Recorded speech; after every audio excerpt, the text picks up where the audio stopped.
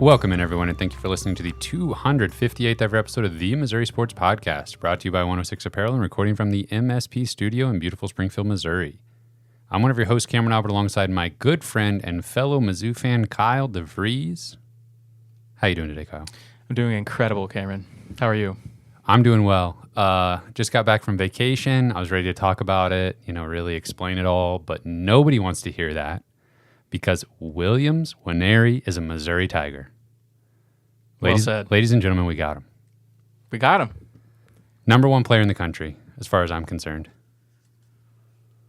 Just happened like a couple hours ago. He made his decision, made his announcement, and it has been a roller coaster, to say the least, leading up to this pivotal moment. And we've been talking about it for the last couple months. It was like we were not even talking about him 6 months ago because it was like Oklahoma, all the crystal balls were Oklahoma. Oklahoma had the momentum. They had been on top of the recruitment for so long. And yeah, like a month ago, everything changed. And here we are. I think it was the NIL law that was like kind of like whenever the legislation went through for it, it was like, oh, by the way, we've got this thing going on, Williams. Yeah. Let us tell you about it. Does this interest you? Yeah. And I really think that's when things really kicked off. I mean, Missouri was always there, but they were not the leaders of this recruitment for most of the time. So if you look at the recruiting profile consensus, he's number 3 player in the country, but the website on3.com has him as the number 1 overall player in his class, regardless of position. They invented a new thing called 5-Star Plus, which they give to like the tippy top best players in the country. And he is a 5-Star Plus on on3.com. Yeah, just incredible recruiting win. One of the biggest recruiting get from Missouri since DGB. Probably. I mean, obviously we had Luther Burden. I mean, this will be remembered right alongside those two, I think. Yeah. Yeah, I mean, it was really fun to follow, obviously, from a Mizzou perspective, because once we were... Sorry, let me interrupt you. Coffee for closers. Oh, absolutely. Go right ahead. Let me pour myself some. Yeah, sure. Once it was like, okay, Missouri might be in this thing. It was like pretty quickly like, okay, this is real. And so even from like a neutral perspective, like if just for somebody that was just watching this recruitment from afar with no dog in the fight, I got to think this would have been one of the most entertaining battles to follow if you really, took the time to kind of look at both Missouri and Oklahoma and read the message boards and read Twitter. And I mean, maybe it sounds kind of silly to say this, but I mean, it felt like actual war. Like, like it was like all this disinformation and like propaganda and like just people just floating out opinions to just muck everything up. And there's just like insiders in quotes from both sides reporting things, giving out rumors. Yeah. It's just crazy. Yeah. I think rivals.com made a lot of money in the deal. Oh, man. And a lot of people were signing up to see that exclusive content. Yeah. Yeah. We got to give a shout out to Gabe and the work they did for sure at Power Mizzou. I mean, he did a really good job covering this, and, it was just crazy, reading some of the things that Gabe had to say in some of his perceptions of what was going on, and kind of contrasting that to what the Oklahoma Rivals guy was saying. And, there were some really interesting things said, along the way. And, the momentum was changing at different times. And even just a few nights ago, if you really believed what the Oklahoma guys were saying, things looked actually pretty bleak there for a little bit for Missouri. And, it sounded like it was just complete air. Right. Nothing had changed in his recruitment at all. But, everyone's talking about the phrase dead in the water, this Oklahoma Rivals guy said Missouri's momentum was dead in the water as of just a few nights ago. Only the momentum was dead, though. That's true. Yes. The momentum. Whatever that means. So, yeah, he was making these very, dramatic claims, and I'm not going to lie, I was pretty worried there, when I was reading some of those things because he was so confident. Yeah. Now, obviously, considering how it all ended, looking back at that is just fantastic that it seems like his camp, which I love this, honestly. If I was a recruit, I would do this exact same thing where I would just tell everybody, I'm coming. I would just, if it was a recruitment like this, which, first of all, it's just insane. Like all these websites, all these reporters, all these fans digging into everything, trying to turn over every stone to get one tidbit of information that could clue us into what's actually going to happen. And you'd have to feel like at some point, I don't know, I just love the decision, if that's what actually happened, to tell every school involved, like, yeah, I'm coming. And then just save the real decision for the actual moment. I don't know. I love that misinformation sort of lets the recruit sort of regain control of the situation. Yeah. Keep everybody on edge. Nobody knows what's actually going to happen. Yeah. Everybody thinks I'm going to their school. That is true. It does feel like in this day and age, there's not a lot of recruitments that, we genuinely don't know what's going to happen when we're tuning into the announcement. So, and I still feel like we felt pretty confident here, but it's been a roller coaster, man. It's been all over the place. I feel like there's been times where I've been ecstatic. There were moments where I felt pretty down and felt like maybe we were dead in the water, but that was definitely not true. In the last 24, 48 hours, all of the crystal balls started coming in of the people that were just putting their last minute decision in just to increase the national their guys correct percentage prediction. When that starts to happen, then you feel pretty good about it. For sure. And I feel like some of the stuff we were hearing and the way the timelines matched up with Coach Drinkwitz's tweeting and hearing the rumors about the decision potentially being made a few weeks ago, I was at the point personally where I was all in on him coming to Mizzou. And if it was Oklahoma, that was going to be devastating because it wouldn't have made any sense. It would have been an incredible bit of misinformation or something. And I got scared that, and who knows how much this actually happens, but you hear about recruits changing their mind or getting frustrated by one camp because they let information out too early, and it becomes less of an event, them deciding, because everybody knows what's happening before it's announced. Right. And in a situation where the recruit is clearly like telling multiple camps yes, that seems like a situation you might want to be careful with because they want control, they want the surprise element. And so when I saw all this good momentum for Missouri, when I saw people being like, it's all making sense, this has got to happen, I was like, please. We're still too far away from that announcement. Yeah, let's not put all this out on the internet. Let's just be happy about it in our heads and privately in our friend groups and things, but let's not publish this too much. Yeah, well, that's not going to happen. Yeah. But I feel like Missouri Twitter was they just do their thing, I'm proud of Missouri Twitter and just the general presence online that Missouri. It just seems like we've been on Missouri Twitter for a while, many years,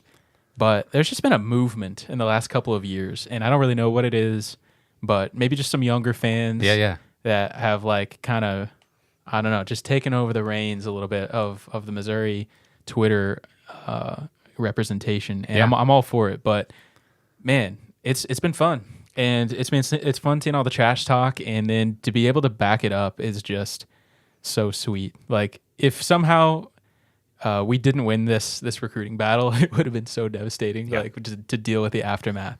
But we kind of talked some smack, and we were able to back it up.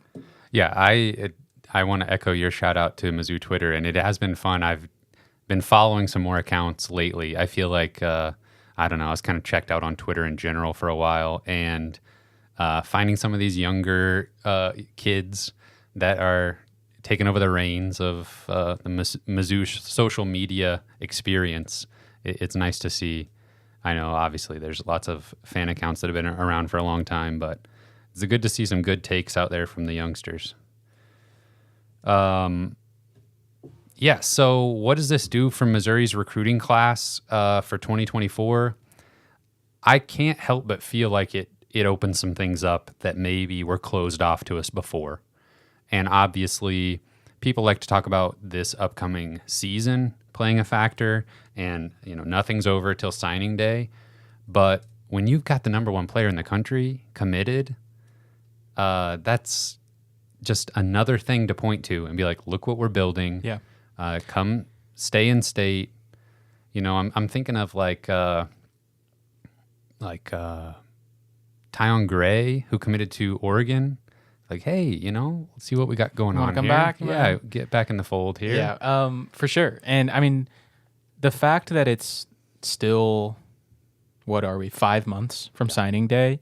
You know, I will throw in. I definitely don't think this is like signed, sealed, and delivered for Missouri. You know, Oklahoma's not gonna go away, but let's just assume that Nwaneri's gonna end up at Missouri and sign with Missouri. I mean, it's huge that it's not just like the signing day last minute thing. Mm-hmm. Like he has plenty of time to help recruit the rest of the class, and we know Wingo is going to most likely commit pretty late in the cycle. It'll probably be in December, at least that's what he's talked about so far. There have been a little bit of rumors, and it might just be wishful thinking on the part of Mizzou fans, but there have been some rumors out there that he's considering deciding earlier, but nothing official there. Right.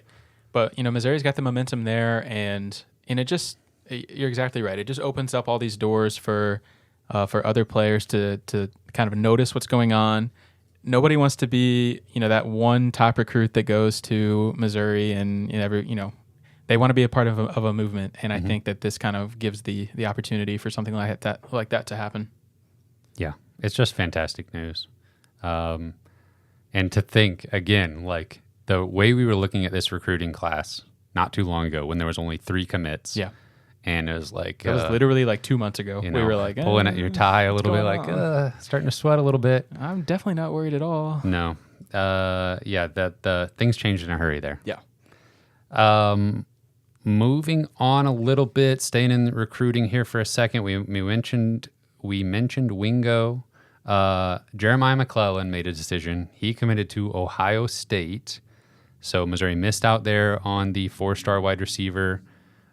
Disappointing, but not all that surprising. You have an offer from Ohio State. Their pedigree of putting wide receivers in the NFL is unmatched right now in the last 5 years or so. Yeah. Can't really blame him too much for making that decision. It is interesting, though. I looked at Ohio State's recruiting class of the commits they already have. I think there's one wide receiver ranked ahead of Wingo in this class, and he is committed to Ohio State. And there's a 4-star, maybe he was a lower end 5-star, but I'm pretty sure there was 2 wide receiver commits in this class already ranked higher than McClellan. Yep. And you got to think about the players they already have. They're going to keep reloading like this. Players don't typically think like that, Right. but They will. They might point. eventually. They should probably. Yeah.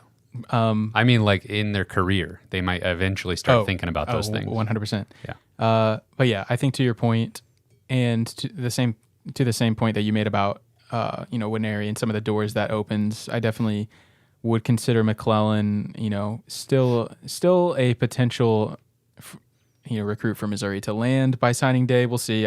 Missouri's not going to go away there. Yeah. Maybe he just hangs on with Ohio State, but wouldn't count Missouri out totally. Hey, wouldn't be the first wide receiver that goes to Ohio State and then it finds his way back to Columbia. There you go. It was kind of funny on Discord when we were watching the decision.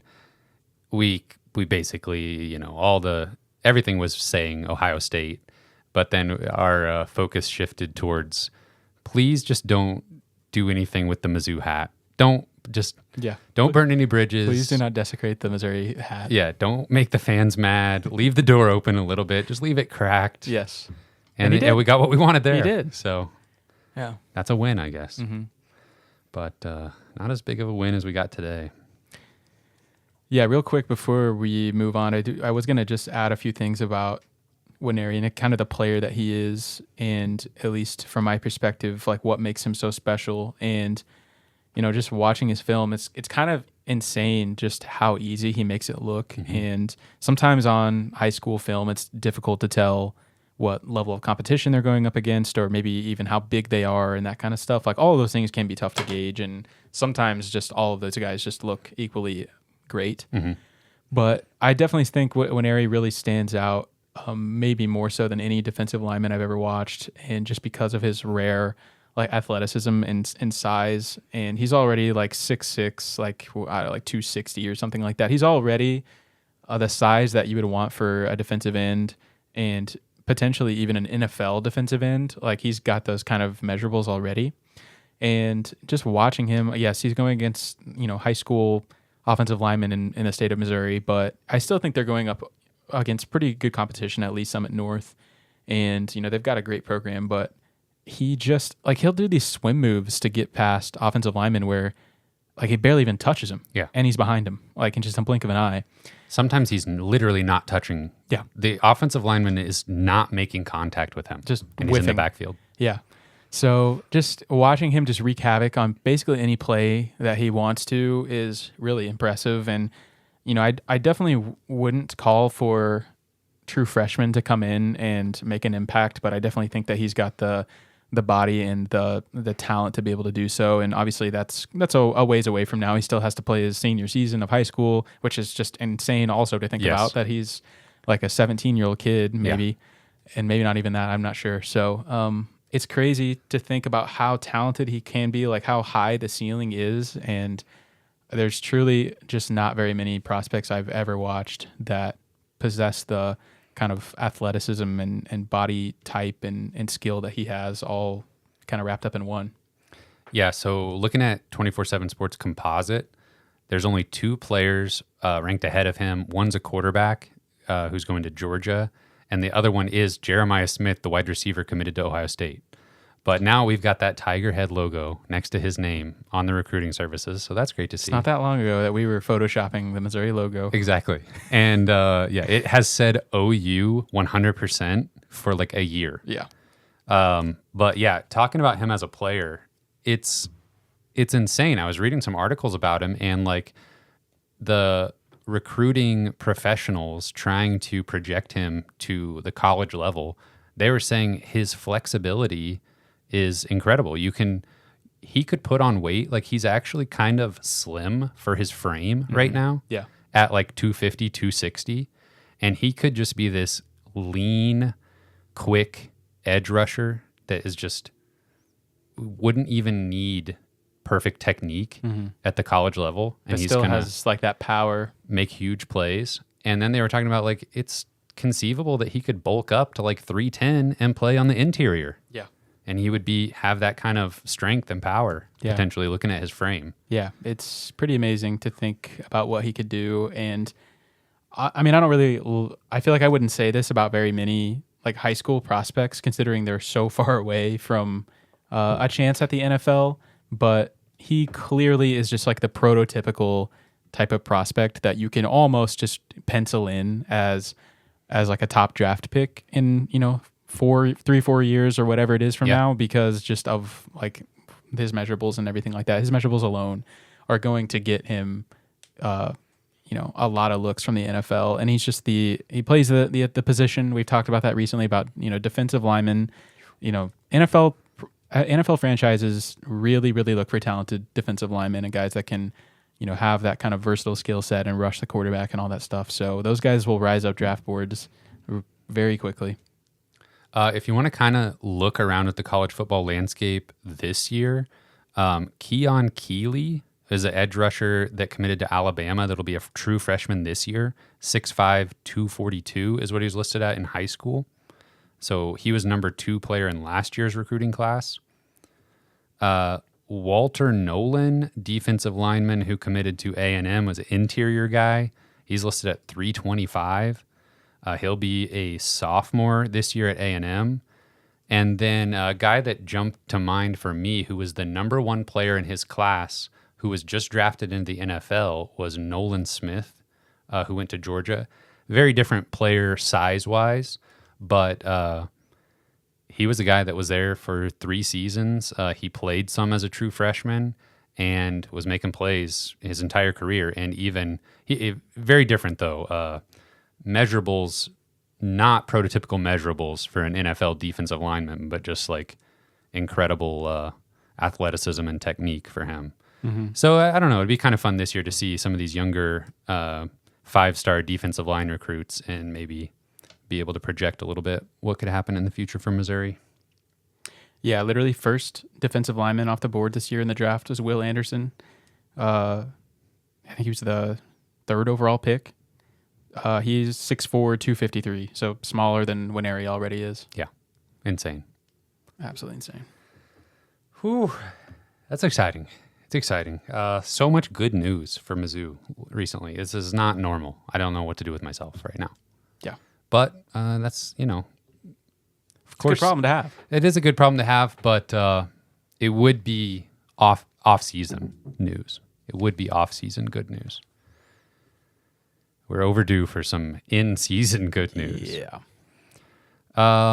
Okay, so so we had to get that out of the way. That's what everybody wants to hear. So let's talk about what the rest of this episode is going to be. I do want to dive into some basketball recruiting because there's been some news over there. Want to catch everybody up there.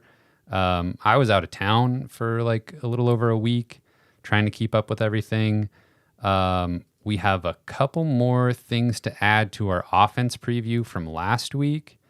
Since it has been a while, things have changed a little bit. And then we are going to preview the entire defense going position group by position group. So strap in. That's why we got coffee. It's going to be a long episode. We're glad you're here with us.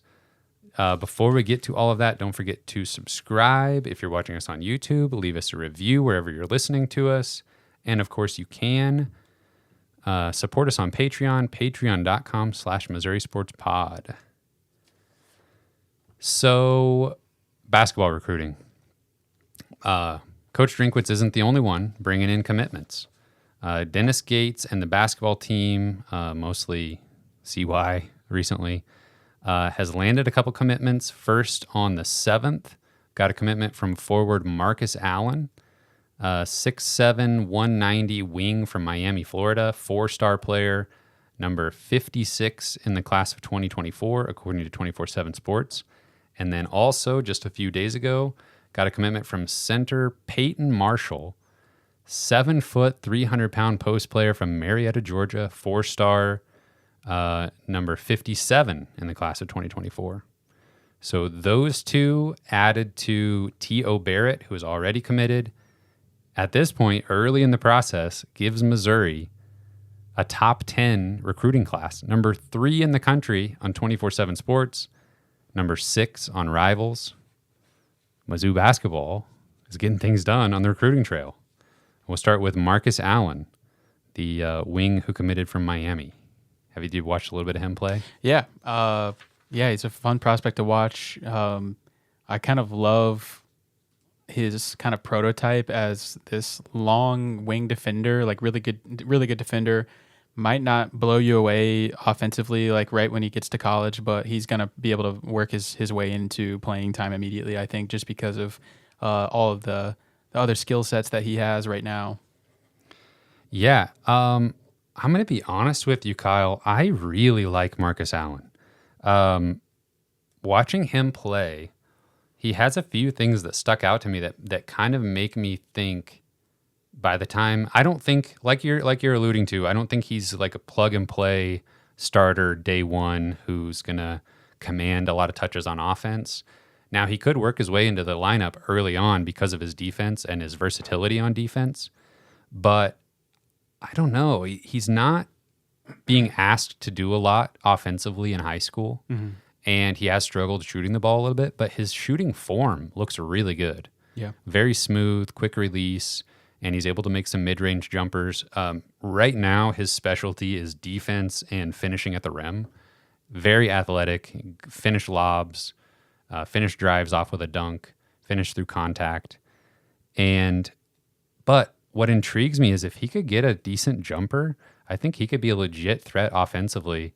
And he seems like the kind of player who is going to contribute on defense, rebounding, and just has his athleticism with Dennis Gates wanting to get up and down the floor. I think he'll get some minutes. And then if he develops much on offense, I think he could really be a star for Mizzou, like his junior season, potentially. Yeah. It seems like it's been a long time since Missouri has landed recruits like this, where it's like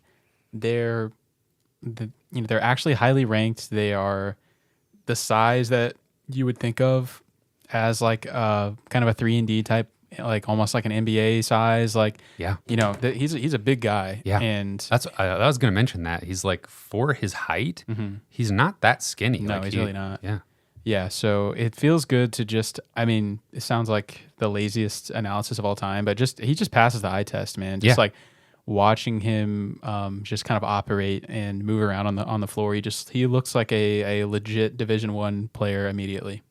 Yeah, there's lots of clips of him slashing to the basket, but I was also impressed. He had a little bit of like back to the basket post maneuvering, a turnaround jumper, some good post footwork. So I don't know. I think he's just like your prototypical, just versatile player that can do a lot of things. And I'm thinking about like Trent Pierce is kind of getting the hype of closer to like a one and done because of his offensive polish so early on. Not saying he'll for sure be a one and done, but he's closer to that realm because of his offensive polish. And then I'm thinking about like Kobe Brown, who like physically was there but needed time to develop. And I'm kind of slotting Marcus Allen kind of in between those two guys as far as like skill set and positionally. I don't want to get too carried away here, but I read a comparison online that I thought was interesting. Now, this is a very, very good NBA player, so I'm not saying he's this player, but has kind of a similar skill set that as Kawhi Leonard. Okay. Kind of a versatile wing player, known for his defense, and maybe definitely doesn't have the offense of Kawhi Leonard, but maybe a similar kind of playing style.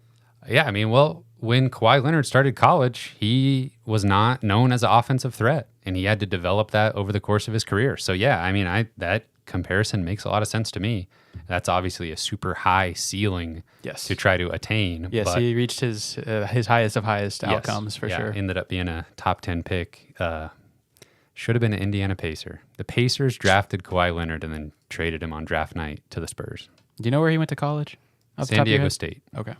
Yeah. Good job. Thanks. Should have been a Pacer. It haunts me. No, really. I'm super excited about Marcus Allen. And then the other news, Peyton Marshall. We had talked about him before. 7 foot, 300-pound post player. 4 stars. Yeah. And, I mean, he's huge. Clogs up the paint on defense. Finishes everything at the rim because he's not far away from it. If I'm being honest, I don't think he's an NBA player. And I think he's going to take a little bit of time to develop before he's super impactful in college. I feel like Allen, just defense alone, is going to be able to contribute somewhat early. With Marshall, I think he's going to have to put a lot of time in getting his conditioning in order and getting in the weight room, working on his body a little bit. But eventually, he's absolutely going to be a shot blocker, a guy that just makes teams not want to get into the paint. And we've seen Dennis Gates on defense kind of utilize this strategy of being super aggressive on the perimeter with his guards and wings on defense and basically being like, you're not going to make a three because we're going to pressure you out here. You're going to have to drive, and we're going to try to run you right into a shot blocker. And so he fits the bill on that like perfectly. Yeah. Yeah, it definitely is kind of an underrated thing to just have a big guy that's mobile that can kind of just make things difficult down low. And yeah, watching his film, there's some development that needs to happen, but you can see the skills and you can see how mobile he is for how just big of a person he is. So might be a little bit of a slower burn for sure, but could definitely help us a lot in a couple of years. A skill that did stand out to me quite a bit where he seemed advanced is passing out of double teams. Yeah. And just passing in general, starting the fast break on an outlet pass, that stood out to me as a strength for him at this point. Basketball recruiting, doing incredibly well. but they might not be done yet. The scholarship situation, who knows what's going on there. There's like way too many guys slated to be on the roster this year and next year, but some of them might not have a scholarship, but NIL is paying for them to play, and it's a mess trying to figure that out. But another guy to keep on your mind is Anor Boateng, who has Mizzou in his top 8, along with Arkansas, Auburn, Indiana, LSU, and Ohio State.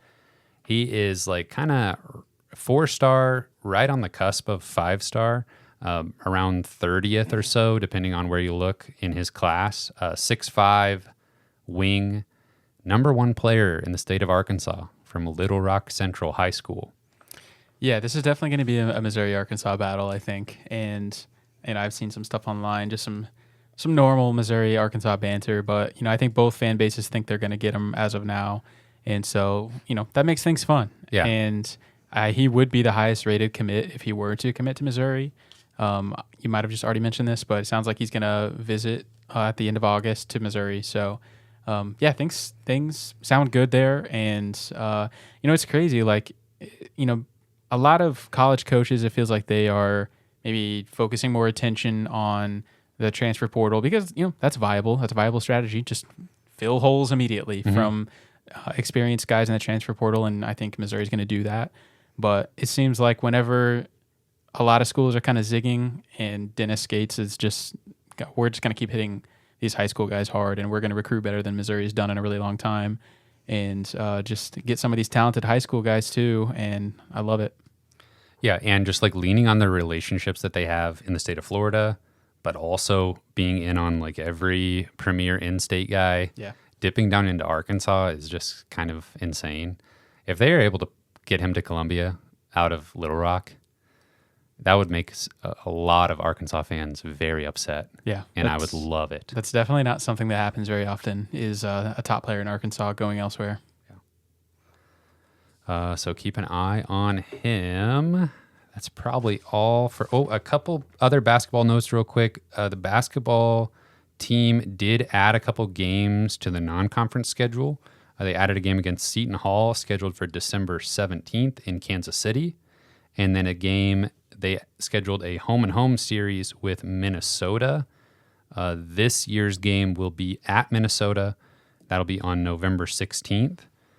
And looking at the non-conference schedule, some marquee matchups now. Seton Hall, Minnesota, previously scheduled. We got the Border War game against Kansas in Lawrence this year.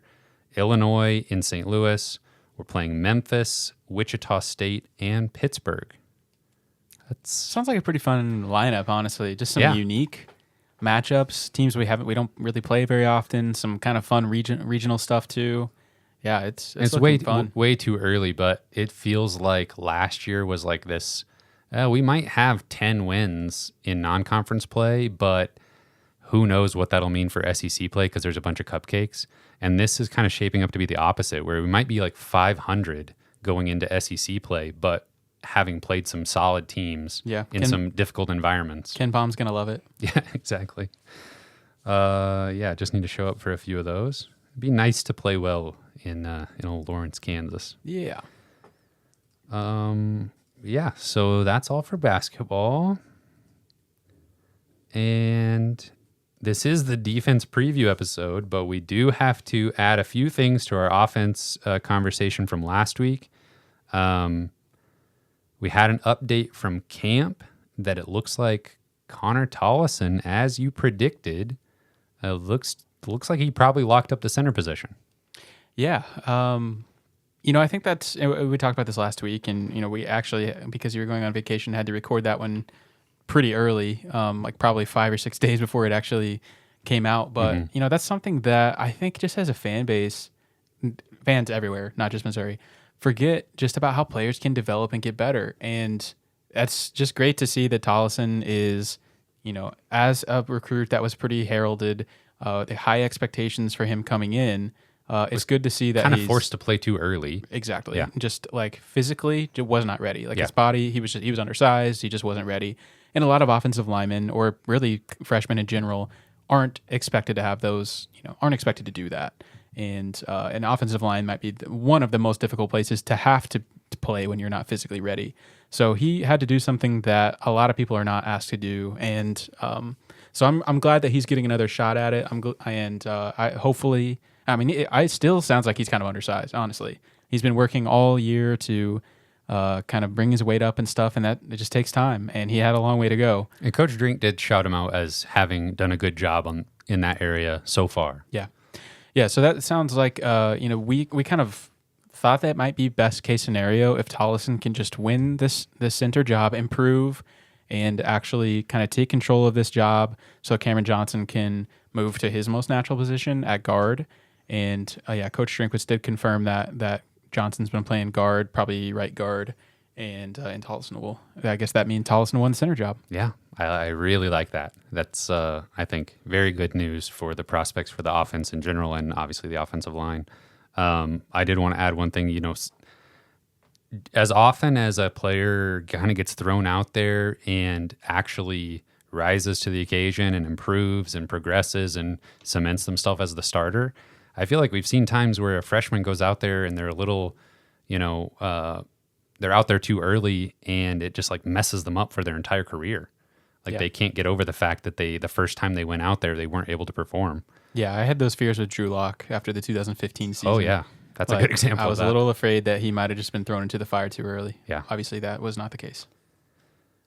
Now there has not really been a solid update, but it's sort of like a trend that is continuing in the quarterback conversation.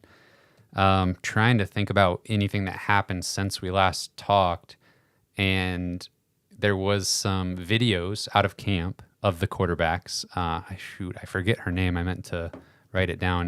Natalie something has been tweeting out some really nice videos of the quarterbacks, and I kind of agree with everybody else who saw these videos that Brady Cook throwing the ball didn't look as sharp as Horn or Garcia.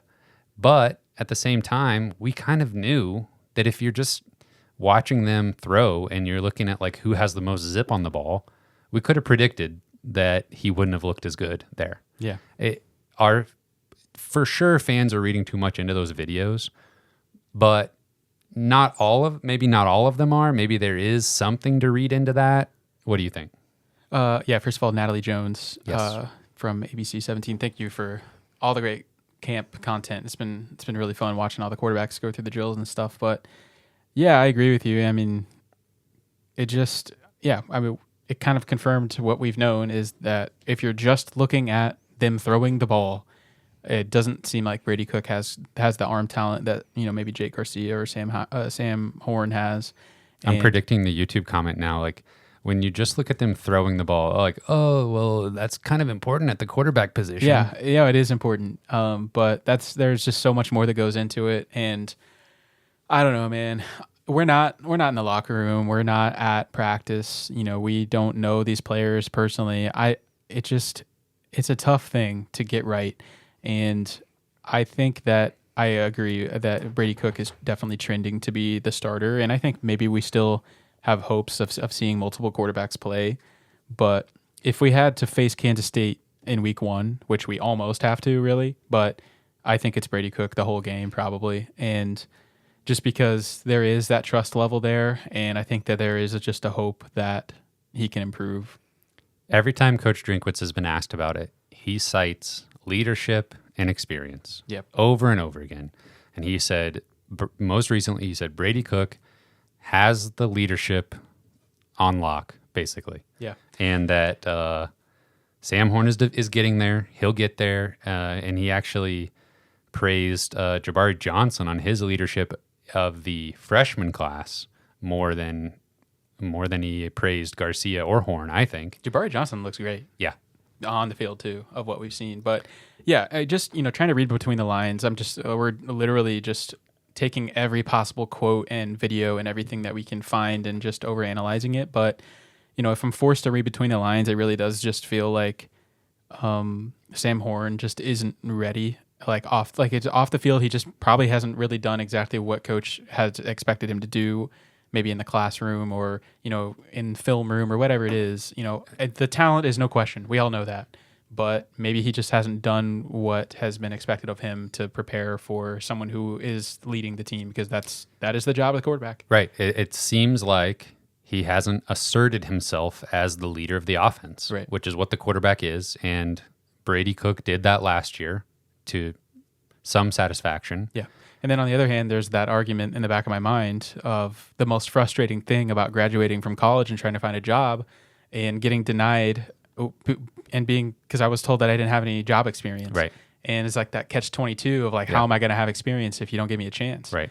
And I feel like Sam Horn probably is feeling that a little bit right now. And how do you assert yourself as the leader? Like you're trying to usurp, basically. You're trying to usurp Brady Cook, who you're probably friends with or and friendly teammates, with. Exactly. Yeah. At the very So least. that's a difficult position for everybody around, I would say, all around. Is. And so that's why we'll have to actually see Coach, put his money where his mouth is in, these first couple of weeks of actual games. And, I guess we'll see how much of this is coach speak. I keep reaching for my glasses. I keep reaching to adjust my glasses. I sat on my glasses. Oh, that's embarrassing. And broke them. And they were already my backup glasses. So I've got an appointment Wednesday. My eyes aren't terrible, so I can manage without them. Not supposed to drive without them, but... How many fingers am I holding up? 3. You really weren't sure? I was sure it was 3. Yeah. Anyway, back to the offense. Just see how many times I reach for my eye area. I wanted to talk a little bit more about Kirby Moore, because that's a huge change to the offense from last year to this year, is the addition of an offensive coordinator. And I felt like we didn't quite get to that enough last week. So I wanted to circle back around there. And, you and I aren't the most tuned into the X's and O's of everything, believe it or not. But what do you have any insight or any feeling about what Kirby Moore could be bringing to the table? And obviously, some of it's dependent on who is throwing the ball, but any thoughts there on the transition to Kirby Moore as OC? Yeah, I think I'm just excited to see a different perspective that's maybe a little bit unbiased in the quarterback situation. Obviously, he has no ties to Brady Cook or anybody in the room. He's not giving preferential treatment to anybody in the room. And in some ways, you're kind of starting at ground zero, at least you would hope. If he has any weight in who's starting at quarterback, you would think he would at least have some say in that conversation. So I'm happy that they're getting kind of a fresh perspective there. And I think it just helps the whole team that Coach, that's just one thing that he's not having to deal with, because clearly he was trying to be the hero and do too many things at once. And not many coaches in college football do that. They don't call the plays, they don't recruit, they don't do all of those things at once. They just kind of manage it. And even fewer do all of those things well at the same time. Yeah, basically nobody. Yeah. So I was really happy just to see him kind of relinquish those duties, be able to say, I just can't manage all of this at once. Delegate a little bit. And, I think Kirby Moore is potentially kind of an up-and-comer in the industry. Obviously, there's a lot of talent in that family. His brother is a very talented offensive mind, and he was the offensive coordinator for the Dallas Cowboys, and now he's with the San Diego. They haven't been San Diego for a while, for the Los Angeles Chargers, and is honestly one of the brightest minds in the NFL. Honestly, I think a lot of people would say that about his brother. So the football is there in the Moore family for sure, and it's tough to know exactly what will transfer over from his time at Fresno State, because he had the luxury of having a very good quarterback, Jake Haener, who's now plays for the New Orleans Saints. So it's tough to know if they're going to do the same things, because his quarterback at Missouri will probably not be as good as Jake Haener was, at least as senior Jake Haener. So yeah, it's tough to know what to draw from whenever you watch Fresno State play and how that's going to translate to what Missouri does. Right, and there's already been talk about how the overall scheme and strategy isn't going to stray too far from Drinkwitz's system. And so that's probably making some fans, raise their eyebrows and be like, okay, are we just going to see the same offense, but it's just a different guy dialing up the plays. And it does feel like a lot of the videos I've watched from camp are like those same like horizontal passes, even when they're just in drills. I'm like, And please more passing over the middle. Yeah. I mean, they've talked about explosiveness and making that a point of emphasis for the offense, but I felt like we've heard some of that last offseason. Yeah, they were talking about bunker mentality before last season, and last season was the most bunker mentality I've ever seen. Yeah. So talk is cheap for sure. There has been talk about more explosion, more passing, more downfield attack. But I guess I'll believe it when I see it. From one thing that he has talked about is like getting the running backs involved more creatively, moving them around the formations and stuff like that. Maybe getting them more involved in the passing game. And we have been hearing some good things from camp about Nathaniel Pete, that he's slimmed down a little bit, looks quicker, and maybe look for him to be more involved in the passing game. But I'm curious, if we go with Brady Cook as the starter, and we know last year what he was able to do running the ball, do you feel like the offense should commit more of the scheme to RPOs, speed options, and stuff like that with him behind center? I think so. And honestly, that might be a reason why Brady Cook has a little bit more of an advantage over Sam Horn because of his running ability. And RPO, if you're not familiar with the term, is just run pass option, where I'm sure most people are familiar with the term, but just in case you're not, it's kind of where the quarterback has to read the play and make a decision on the fly, whether he's going to hand the ball off to the running back, whether he's going to throw the ball, whether he's going to take off with it and run based on what the defensive end does. Yeah. So there's a lot that the quarterback kind of has to read in the moment and know what the best play is for that, but whatever the defense gives them. And so I do feel like if they're going to use more RPOs, it does feel like Brady Cook's kind of game experience and his running ability does give him an edge there. Right. Yeah. That's all I was going to mention is that's yet another hurdle for like the learning curve for someone like Sam Horn. For sure. That's a lot of very quick decision making.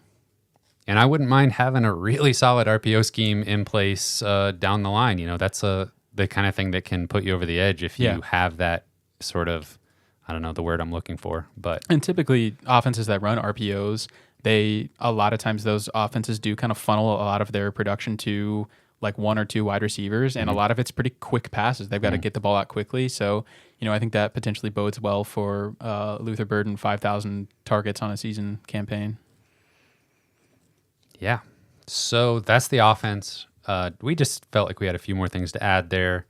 And because of the gap in recording, there was some news there. So still feeling pretty good about the offense. But I can tell you right away, we're feeling better about the defense. This Missouri Tiger defense was phenomenal last year. Was the reason Missouri won a couple games, was the reason Missouri was in some games late that they couldn't pull out because of the offense. And they were just really fun to watch. The defense was making plays in the backfield. They were, creating turnovers, scoring touchdowns. They were a pleasant surprise, too. Yes. If you remember what Missouri's defense looked like 2 seasons ago.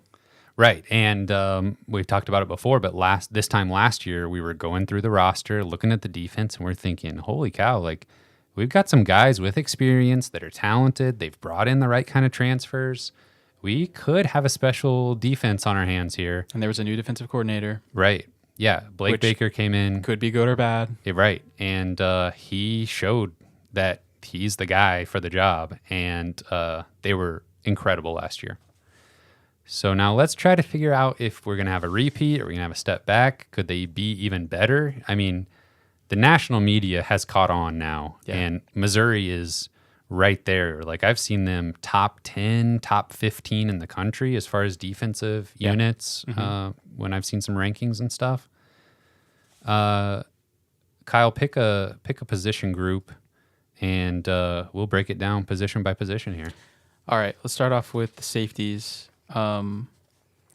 Just kind of quickly running through the safeties room. We've got Jalen Carlisle, Joseph Charleston, Dalen Carnell, who will probably play that kind of star, kind of nickel position. That's a little bit of a hybrid linebacker, hybrid safety position. We've got a transfer from Florida named Travis Johnson, who will probably kind of share some of those snaps with Dalen Carnell a little bit at the star position. We've got Sidney Williams, who is a transfer from Florida State. And then we've got Marvin Burks, who is kind of the talented freshman that's coming in. And then we've got Tyler Hibbler and Isaac Thompson. And so, yeah, I mean, just right off the bat, that's a very exciting list of guys right there. Pretty much almost all the production is returning, except for maybe Martez Manuel was a loss for sure. Kind of a hot take maybe, but I remember thinking last season I wouldn't mind if Carnell kind of ate into Martez Manuel snaps a little bit. I love Martez Manuel. He's a very, very good player. True son. But I think I was really excited to see what Carnell was going to do last year, and I think he kind of lived up to that. And he should have an even bigger opportunity this year. But yeah, so just as far as returning production of guys that were good last year, the safeties are about as good as you could possibly ask for. Yeah, Carlisle's 81 tackles, 3 interceptions, coming off the back of having 4 interceptions the year before, and 4 pass deflections. Mm-hmm. He is just like this whole defensive backfield is just big play guys. Yeah. And Carlisle's is that. Joseph Charleston, 53 tackles last year with 1 interception. Carnell, 29 tackles with 3 interceptions. And that's a senior in Carlisle's and 2 juniors with Charleston and Carnell. And, I mean, I think all 3 of them are potential NFL guys after this season. Yeah, I definitely think Carnell will be there eventually. It might not be after this season, but Carlisle's probably had some opportunities this past offseason and decided to come back. But yeah, he's just like, man, I don't know. He's just a big dude, and he covers a lot of ground. And so I think that does set up the opportunity for those big interceptions or those big hits and stuff. Like, he's just a really fast, really big guy. And so, yeah, he's perfect for those exciting plays. And I think the trend that we'll see going through all the position groups is in almost all of them, the guys at the top of the position, the starters for this Missouri defense, they're starters anywhere, just about. Yeah. And they're fighting for a starting position, I think, at any program in the country. Yeah. Yeah, one guy that's been super hyped up this offseason is the Florida transfer, Trayvon Johnson. And, I think he's a really good player, and I think he probably transferred to Missouri thinking he's going to get more playing time. He had like mid-20s in the tackles the past 2 seasons of Florida. So, he had a role, but he wasn't like the star player by any stretch. And I think that maybe he had an awakening when he got to Missouri that he might kind of run into the same issue, that there's a lot of talented guys in this room, and I'm not going to just step into a starting role. Yeah, but just competitive depth is what Coach Drinkwitz keeps talking about. And that's so important, too, because it just obviously the violent sport that football is. Like, you're just not going to go through the season without these guys getting dinged up. And, and just the fatigue and just the little injuries that pile up and stuff. You're not going to want these guys to play 100% of the snaps, and they might not even want to. So to be able to kind of mix them in and keep them fresh, and that's honestly maybe one reason why Carnell was so good last year, is because he and Martez were kind of rotating and just kind of keeping each other fresh. Do you see a similar type rotation between him and Johnson then? I think so, yeah. I think Carnell probably still playing 60 or 70% of the snaps, but Johnson will be in there a lot.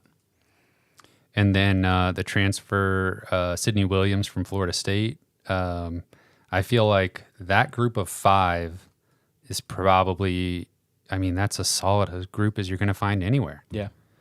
Yep. And I think Marvin Burks has really impressed too so far.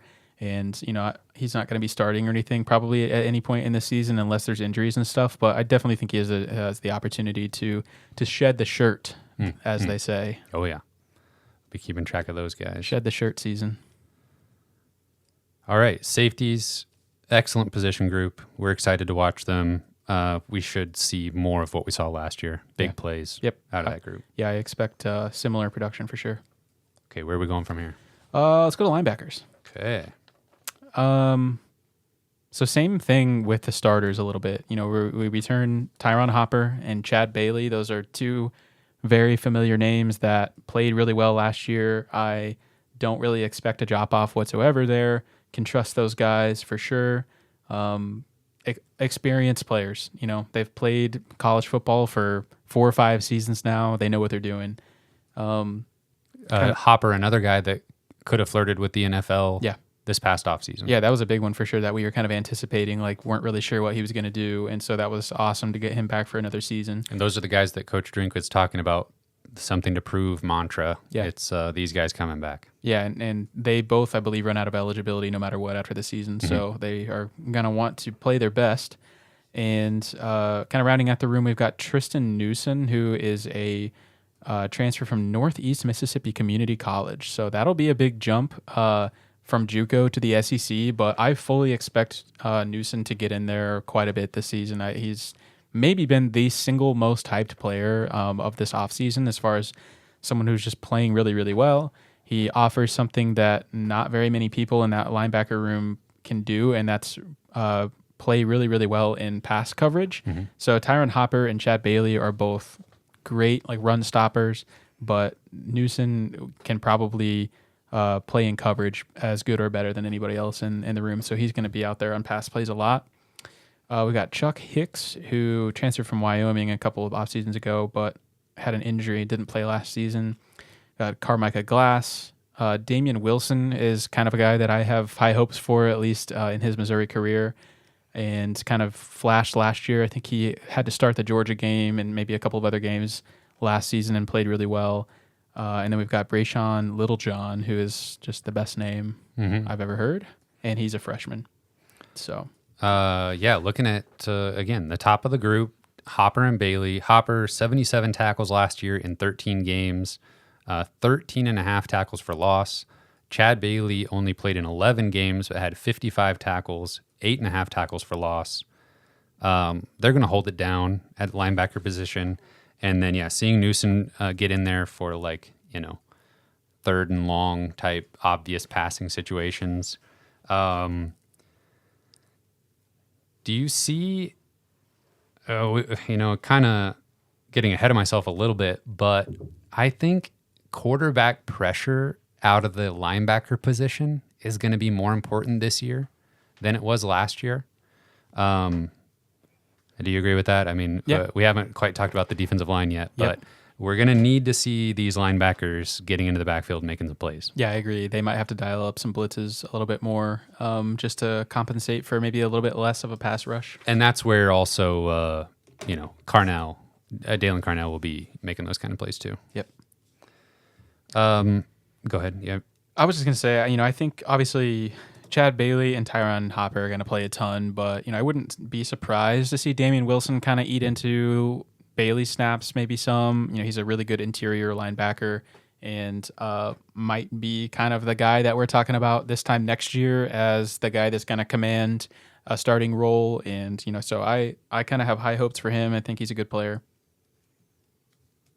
Should be just very solid group there with Tyron Hopper.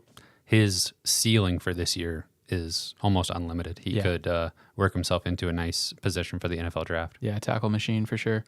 And obviously this is probably a theme for pretty much any position, but you just gotta stay healthy. It is. I think the room is a little bit top heavy, so got to keep those starters fresh and healthy. All right, moving on. Where do you want to go? Let's go corners. Okay. I'm excited about this group. This is a good group. The whole defensive backfield is so exciting. Yeah, for sure. And they've played together so much too. I think they just have that chemistry. But so obviously, everybody knows Chris Abrams-Drain and Ennis Rakestraw. I think that's one of the better cornerback duos in college football. And probably, I don't know, top 2 or 3 duos in the SEC for sure. Tell me if you've heard this before. They had some NFL opportunities and returned to Missouri. This past offseason. Yeah. Absolutely. And again, I think you're going to have to plan on this defense looking pretty different a year from now, but we'll worry about that when we get there. But Chris Abrams-Drain, NFL wise, maybe he's a little undersized, but the dude can play out of his mind. He's so talented and he's such a pesky cornerback with great ball skills, just great at deflecting passes, making it difficult for wide receivers to do anything. And I think that is just such a like kind of an underrated thing that when you're watching a football game, sometimes you just don't really watch cornerbacks. You don't really think about cornerbacks unless they're getting an interception or something like that. But they're so vitally important to just disrupting the flow of the offense. And I think that's something that both Abrams-Drain and Rakestraw are so good at. Yeah, something that I'll be watching for this year because, you know, when you're watching on TV, the camera is looking at the quarterback. You're not seeing this like one-on-one battle that's happening between the defensive back and the wide receiver. But watch when opposing quarterbacks drop back and then immediately have to look elsewhere. Like they look at their number one guy and they're like, and Chris Abrams-Drain is like covering them up. Watch that quarterback go through his reads. Almost every time that happens is because Abrams-Drain is covering that guy up. Yeah. Last year, he had 14 pass deflections in just 12 games. Wow.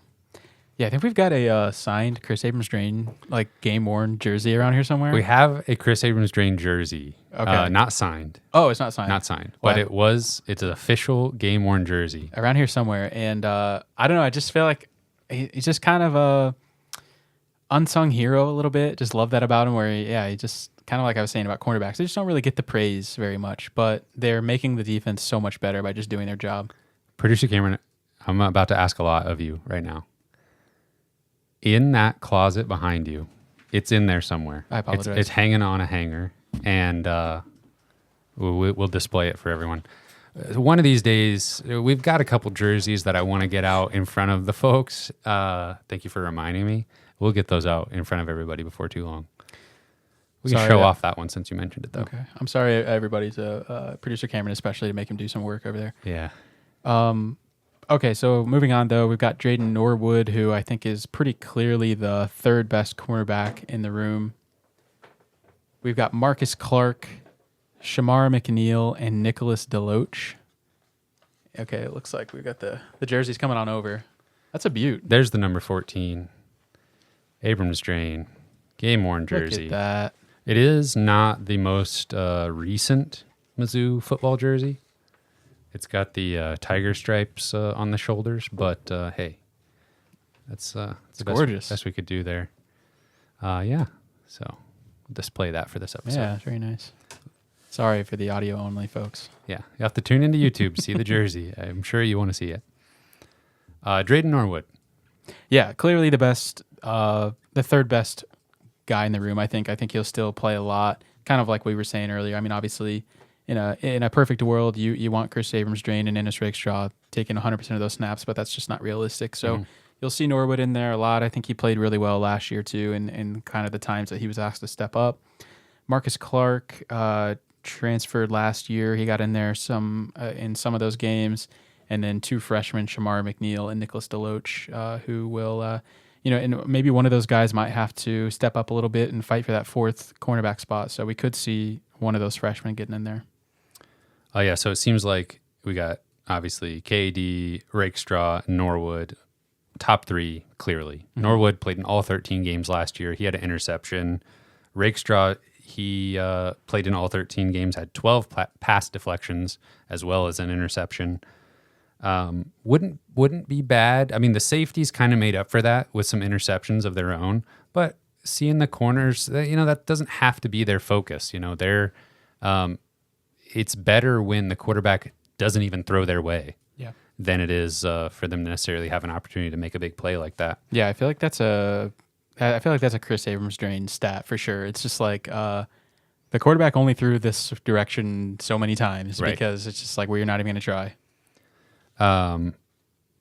Clark, I hope that he can kind of lock down that fourth cornerback spot, and then I just feel like we have a solid group of upperclassmen there. Yeah, I think he's Florida State transfer. Miami. Okay, I was going to say somewhere down there in Florida. But yeah, so good group there. Got to stay healthy. Yeah.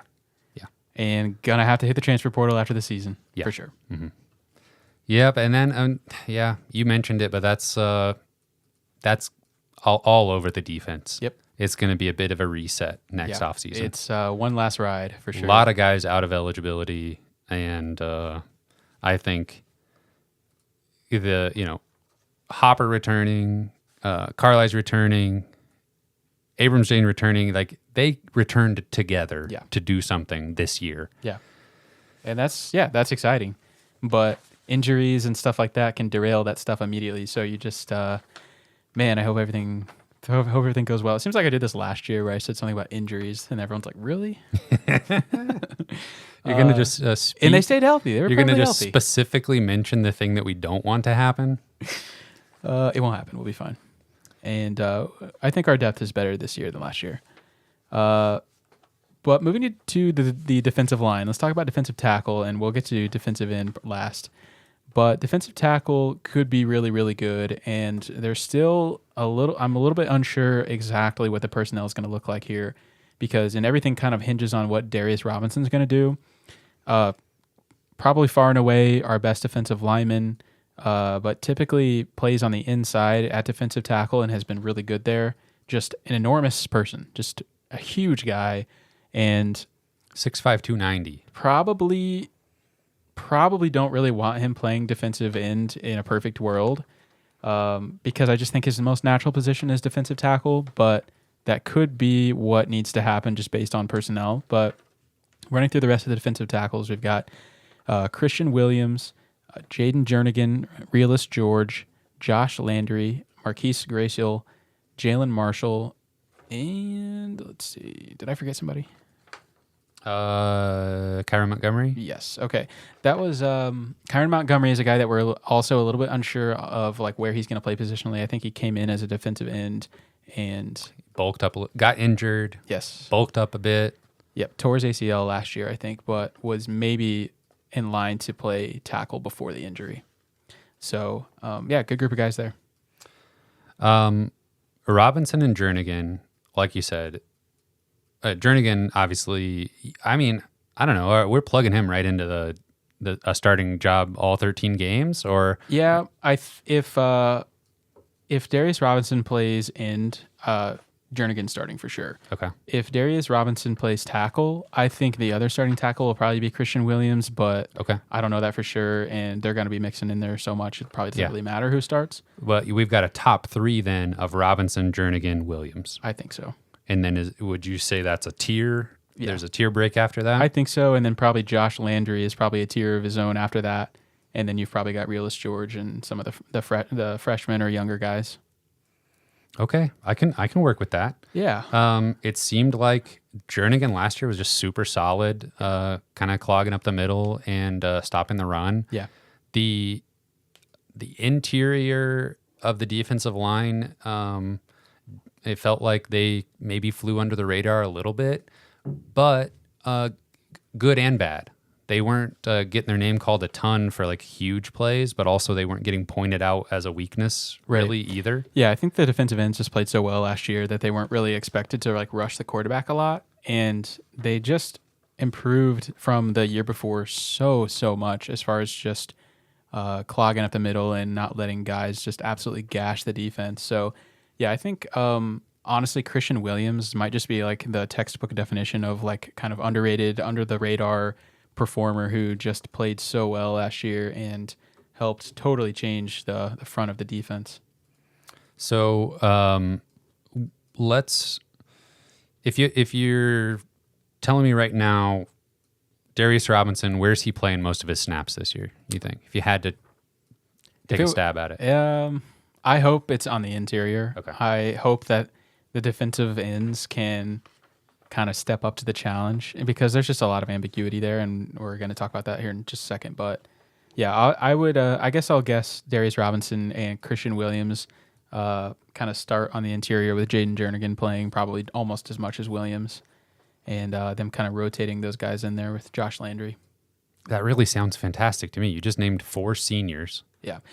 That's another thing. I put a star next to those 4 names, and it's Darius Robinson, Jaden Jernigan, Realist George, and Josh Landry are all on their last year of eligibility. So, got to get it right. Yeah, it is. That is the more you bring that up, it is scaring me a little bit. But that's a problem for next year's team. Yeah. Marquise Graciel would be or as a redshirt freshman, it'd be nice to see him get in there and make some plays, of course. Yes. Now, that only leaves defensive end. Missouri calls it the edge position, and we have known for quite some time it's the biggest question mark of the defense, and Coach Drinkwitz even said that. You think Nwaneri could play this year? Could he reclassify and play?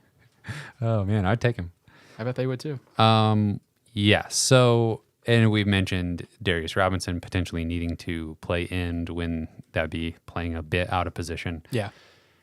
And honestly, looking at these names, it's very possible that Robinson's just going to have to move to the outside and see what happens, and then we can just have Christian Williams and Jaden Jernigan on the inside, because we know that those two can perform just fine on Might the as well interior. have all three of them on the field at the same time. That may be how it happens. So the defensive ends are Johnny Walker, who I think is for sure going to start across from most likely Darius Robinson. But he's been around for a while now. He's been in the program for probably 3 seasons now. He's flashed at times, a good athlete, but just has to be more consistent. And but I think he can do it. And so then we've got Joe Moore, who's a transfer from Arizona State, and his father played at Missouri.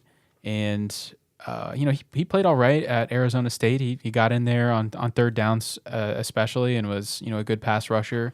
And so he's not as green as Austin Firestone, who transferred from Northwestern. And I think he just was a true freshman last year. Maybe a redshirt freshman. I'll try to look it up. Yeah, maybe just redshirt at Northwestern, but very, very little game experience. And so it's just tough to rely on him to come in and immediately contribute. Not saying it's impossible, but it's unlikely. But that is sort of the situation for all of these guys. And then we've got Niles Gaddy, who is a transfer from Division II Jackson State. Most game experience out of any of these guys. Yeah, and so, he put up 40 tackles and 7 sacks last year at Jackson State. So he was he was a highlight of their team, but that's going from Division II, or I guess FCS, to SEC. That's a massive jump. And so that's basically the theme with all of these guys is like, could they be good? Maybe. They might not be. We just don't know. We just don't know anything about them until they're in there and playing in an actual game. Yeah, I think so. He only played Firestone only played in 3 games last year for Northwestern, so that counted as his redshirt season. So this is his redshirt freshman season. Okay. Another name that I wrote down is DJ Wesolak. Oh yeah. Did you mention him? So he redshirted last year, and Coach Drinkwitz talked about him playing the edge position this year, his natural position. Man, there's just not a lot of experience here. Johnny Walker, who's the most obvious starter, only had 7 appearances last year, had 2 sacks in 7 appearances, losing so much production on the ends from last year's team is rough. Yeah. Yeah, that's basically like... If this position was solid, we'd be talking top 5, Oh, yeah. potentially the best defense in the country. I mean, Yes. you're not going to... Yeah, I mean, there's Georgia and Alabama, but... Yeah, I mean, please do not get angry about this, but if there is a reason why Missouri's defense takes a step back, it's 100% going to be because of defensive end. And, we lost Isaiah McGuire last year, who is a surefire pro. And he is in the NFL right now and will be a very good player. And we also lost DJ Coleman, who honestly was maybe one of our best players on the defense last year by himself. And, he really just was constantly in the quarterback's face and was just wreaking havoc the whole season. So losing both of those guys is enormous.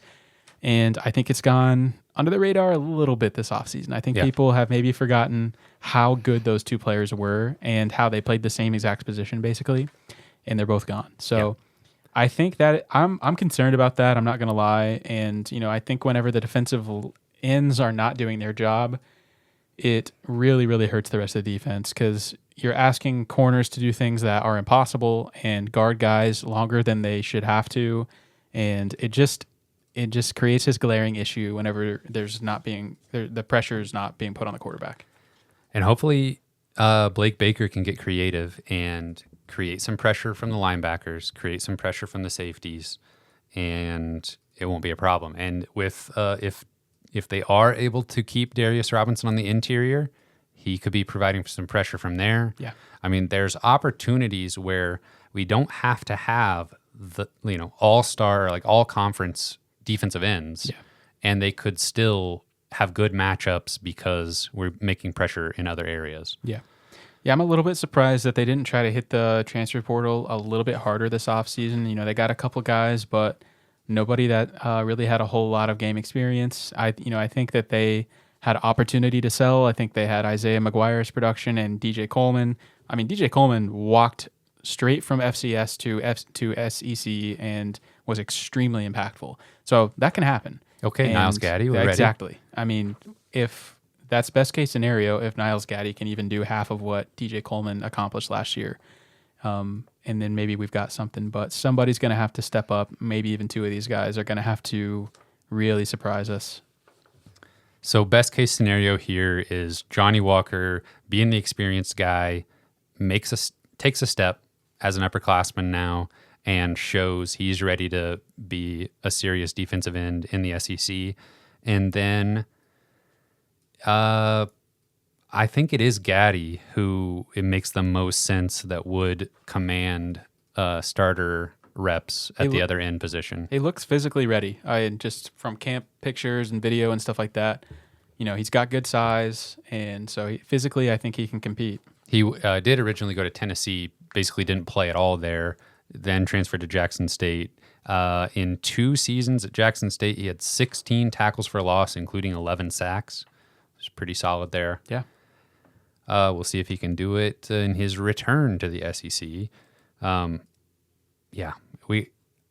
Wesolak too, he's got the recruiting pedigree, but just a redshirt freshman and did have an injury early in his career. So is he going to be able to step up? I wouldn't count on it, but he was a legit 4-star player with good measurables, and we were super excited when he stayed home. Yep. So he might have to get out there a little bit, and that can be fun though. Just kind of putting all these guys out there at different times and seeing how they do. That can be fun to watch. Might struggle with this name, but Tunkara and Jakai Lang, true freshmen. Any shirt shedding possibilities there? If it was going to happen at any position, it'd be this one. We hope this doesn't happen. Right. I mean, it sounds like they both have impressed the coaches. It sounds like they've both been playing well. Lang especially was, a decently high-rated recruit coming out of high school. So I wouldn't be shocked if either one of those guys were able to play enough to shed the shirt. So I feel like we're kind of leaving on a downer note there. I know, that was weird. I shouldn't have. Question mark. That's what happens when I let Kyle decide the order. I guess I can never be a host. I can never do your job, Cameron. But overall, looking at this defense, you just said if this defense is going to be worse than last year, it'd be because the defensive ends aren't able to get it done. Yep. Now, if this defense takes a step up, it's got to be led by the defensive backfield, which is one of the best in the country. Yep. And then having Tyron Hopper in the middle, I just feel like that's like a very high floor for this defense. Yeah. Yeah, 100%. It's going to be driven by the secondary, and just I think they've got to be as good as we think they're going to be and better. But I definitely think that Missouri's defense is still going to be really good. If I had to put money on it, I don't know that I see them taking a step up from last year just because they were so good last year. Mm-hmm. But I don't think that was a fluke by any stretch of the imagination. I think they're really that good, and I think they'll be really, really competitive again this year. But I think the hope is that the offense can help kind of compensate and meet them in the middle a little bit, and maybe they won't have to be as good as they were last year. I like that. Yeah, super excited for this defense again, but it's not surprising anybody if they're good this year. Right. And so those expectations are absolutely there Yeah. that this is the strength of this team. Not going to catch anybody off guard. Right. And that's always a little bit scary. It always feels nicer to be like, hey, nobody's really talking about this defense. Like last year, that just felt good to be like, pretty sure these are really good players. I'm pretty sure they're going to be good this year. Mm-hmm. And then for that to actually happen is just incredible. But then having those expectations can be a little bit overwhelming sometimes. But that is your defense preview. With I'm trying to think about the schedule of recording here. Kyle's going to be a brand new father any day now. So we are working around that with our recording schedule. The first game of the season's here in like 3 weeks now. And we still have to predict and preview the full season and do our 7-on-7 draft. So now that we know all the players, we'll do a fun little 7-on-7 draft and give our final predictions for the season. How many wins will this squad, how many games will this squad win? We're going to take a step forward there. Anything else, Kyle? I think that covers it. Nice beefy episode. Oh, yeah. You ready to be a dad? I'm ready. You got your bags packed? We do. Yep. Due date is in a couple days, so it could be any time. Might get a call right now. It could happen. Okay. We better wrap it up in that case. Special thank you to our Patreon supporters at the $10 level and above: Britt Treese, Brian Smith, Ryan Demore, Tristan, Ben Smith, Parker, Daddy JD, Tim Keens, Tyler Harsel, Brandon Groffalo, Brandon Hanks, Matthew Tilley, and Luis Hernandez is back, folks. Back in the comments. Thank you. Thank you very much, gentlemen. You can find this podcast on Spotify and Apple Podcasts. We're on Twitter at Missouri Sports Pod, and you can email us at MissouriSportsPod@gmail.com. You can find our t-shirts and stickers on our online shop, MissouriSportsPod.BigCartel.com. Thank you everyone for listening. We will see you next week.